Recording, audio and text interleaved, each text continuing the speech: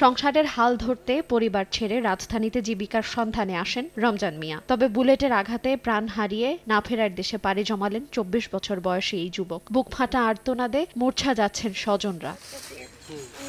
১৮ জুলাই রামপুরায় বৈষম্য বিরোধী ছাত্র আন্দোলনকারীদের সঙ্গে পুলিশের সংঘর্ষ বাঁধলে দোকানপাট বন্ধ হয়ে যায়। রাতে কাজ থেকে ফিরে কিছু খেতে না পারায় ক্ষুধার্ত পেট নিয়েই ঘুমিয়ে পড়েন রমজান। পরদিন ১৯ জুলাই শুক্রবার সকালের নাস্তা খেতে দোকানে যান। খাওয়া শেষ হতেই আচমকা এক গুলি এসে তার গলা ভেদ করে বের হয়ে যায়। তার আকাশ ফাটা চিৎকারে মুহূর্তেই যেন থমকে গেল সব। রক্তাক্ত হয়ে মাটিতে লুটিয়ে পড়েন তিনি। এ অবস্থায় ঝুঁকি নিয়ে স্থানীয়রা তাকে উদ্ধার করে হাসপাতালে নিলে মৃত ঘোষণা করেন চিকিৎসক। গ্রামের বাড়িতে খবর দিলে লাশ নিতে হাসপাতালে আসেন পরিবারের সদস্যরা। রাজনীতি করবে কোন কারণ পেট নীতি করে পারছে না, এর তো রাজনীতি করার কোনো প্রশ্নই আসে না। কিসের জন্য তার উপরে সারা সংসারে ডিপেন্ড করছে। রমজান খুব ভালো মনে ছিল, আর হ্যাঁ কিন্তু রাজনীতির সাথে কিন্তু জড়িত নাই, এই দলও নাই।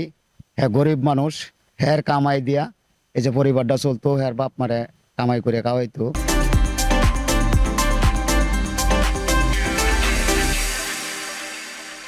ফোন দিছি কালুর কাছে, ফোন দিয়ে জিজ্ঞাসা করছি বাদে মারা গেছে।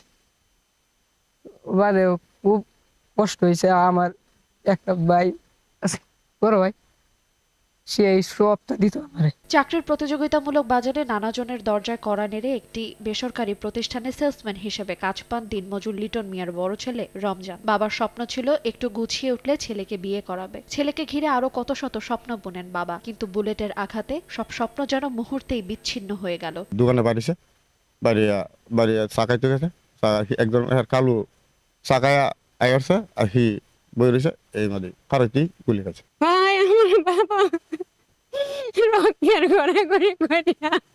নেত্রকোনা সদর উপজেলার নন্দীপুর গ্রামের বাসিন্দা ছিলেন রমজান।